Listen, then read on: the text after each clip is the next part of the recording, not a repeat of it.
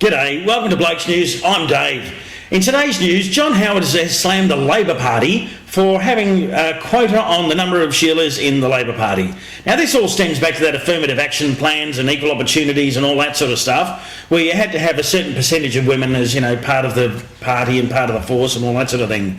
Now, John Howard approaches things differently. He actually appoints people based on merit, so it doesn't matter whether you're a bloke or a shiela. If you're up for the job, you get the job. So good on you, Johnny, for bringing things back into balance and not having these stupid quotas that really don't do much, I don't think, for the country.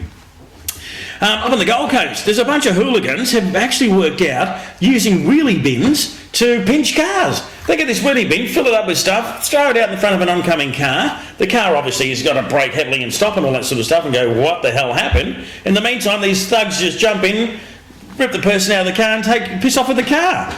Pretty inventive, but not a big fan of people doing that sort of shit. Now, another bloke up in Queensland, in Ipswich, just west of Brisbane, been charged for drink driving twice in 2 hours.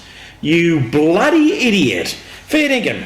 You don't need to be a road scholar to work out drink driving isn't good for yourself, for other road users and for pedestrians. If anything had happened, geez, what should we do with these blokes? Lock them up?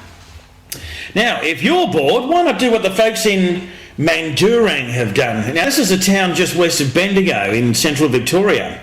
These people were so bloody bored that they worked out that their town is in the dead centre of Victoria. So they've had a whoop-de-doo ceremony and installed a plaque and all that sort of stuff in the middle of the town.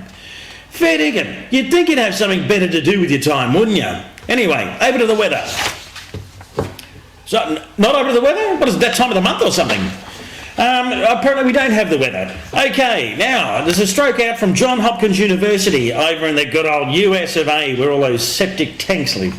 Now, the study says red wine can actually help prevent strokes. What an absolute perler. As if you need a licence to drink more, we have it. Now, they've actually done the study on mice. They've fed them a bunch of seeds, a bunch of grapes and, all the stuff that sort of goes with it, and then induced a stroke on them. Now, the results of this have been that those that have been fed all this good stuff, red wine, have fared better than the counterparts who didn't have that stuff. So the way they cope with a stroke, the amount of damage done by the stroke was far less and all that sort of thing. Now, what a relief that we can get such a good research as that. My only complaint is, next time you need to do research with red wine, I think I know the bloke you can call. That'd be me. I'm Dave from Bloke News.